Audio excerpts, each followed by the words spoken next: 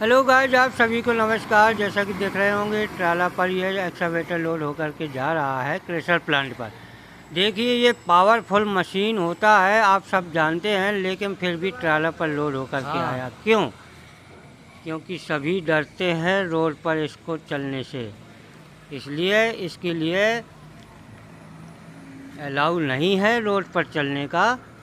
इसलिए ये दूसरे पर सवार होकर के एक्सकवेटर मशीन जाता है। सो प्लीज़ पूरा वीडियो देखें। और ये क्रेशर प्लांट पर पहुंचने वाला है, वहां एग्रीगेट शिफ्टिंग करेगा। सो थैंक्स आप सभी को, धन्यवाद।